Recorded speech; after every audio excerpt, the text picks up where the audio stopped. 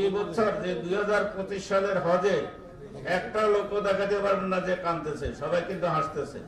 একই উত্তর গত বছরও দিয়েছিলেন যিনি সভাপতি ছিলেন, ঠিক এক্স্যাক্টলি গত বছরের আগের বছরে একই উত্তর দিয়েছিলেন যিনি সভাপতি ছিলেন। আমি পরপর 3 বছরই কভার করলাম। আপনারা এবার আলাদা কোনো উদ্যোগ নিচ্ছেন কিনা, নাকি অবশ্যই আমরা উদ্যোগ নিয়েছি। এবং এই বছর 2025 সালে আপনারা সাংবাদিক বৃন্দ, আমাদের মাছরাঙ্গার ওই যে আমাদের রাত ভাই বলছে যে আমরা তো কোনো খবরে ছাপাতে পারতেছি না, আপনাদের এখানে তো কোনো নেগেটিভ কিছু নাই, আমাদের পজিটিভ করেন, নেগেটিভ নাই পজিটিভ লেখেন, ঠিক আছে? এখন আপনারা একটাই দিতে পারবেন যে একটা লোক আনতেছে, একটা লোকের প্রশ্ন দিতে পারবেন। 2025 সালে যে সুন্দর হজ হয়েছে, সুষ্ঠুভাবে হজ হয়েছে, এটা এই বাংলাদেশ 54 বছরের মধ্যে সবচেয়ে বেশি হজ হয়েছে, সবচেয়ে সুন্দর হজ হয়েছে। এবং দক্ষিণ এশিয়ার ভিতরে আমরা ফার্স্ট হয়েছি। ইনশাল্লাহ এই বছর আপনারা মনে করেন এই বছর সারা ওয়ার্ল্ডে আমরা ফার্স্ট হব ইনশাল্লাহ।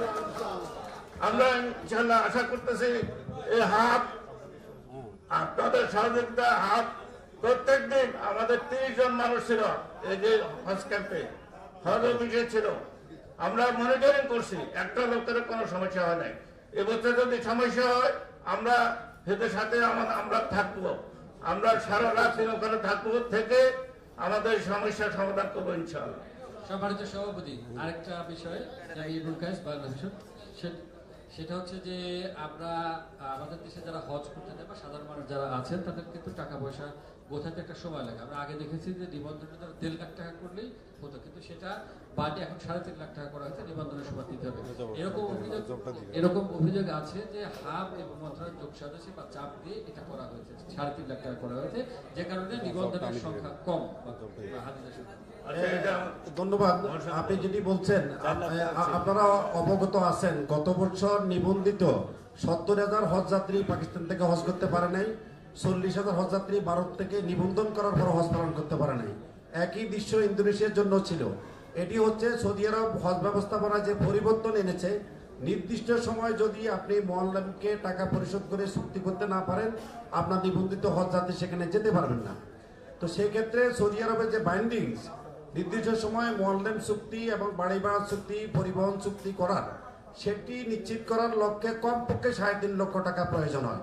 আমরা যদি এর চেয়ে কম টাকা নিয়ে নিবন্ধন করি এবং কোনো কারণে যদি আমরা নির্দিষ্ট সময়ে সে টাকাটা না পেয়ে আমাদের নিবন্ধিত কোনো হজ যাত্রী হজ থেকে বিচ্যুত হয়, সেটি আমাদের কাম্য হবে না। যার কারণেই আমরা যৌক্তিক কারণে 3,50,000 টাকার বিষয়টি মেনে নিয়েছি।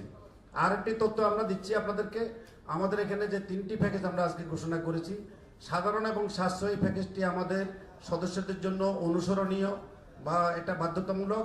আর বিশেষ প্যাকেজ এটি ইচ্ছা করলে যে কোনো এজেন্সি এটি গ্রহণ না করে তার মতো করে আরেকটি প্যাকেজ তিনি নিতে পারবেন। কারণ আপনারা জানেন যে আমাদের অনেক 5 স্টার প্যাকেজ করেন, 5 স্টার হোটেলে প্যাকেজ করেন, আরও উন্নত মানের প্যাকেজও করেন। সে কারণে বিশেষ প্যাকেজটি হচ্ছে ফ্লেক্সিবল, এটি এজেন্সি ইচ্ছা করলে এটি গ্রহণ না করে তার মতো করে আরেকটি প্যাকেজ নিতে পারবেন। ধন্যবাদ।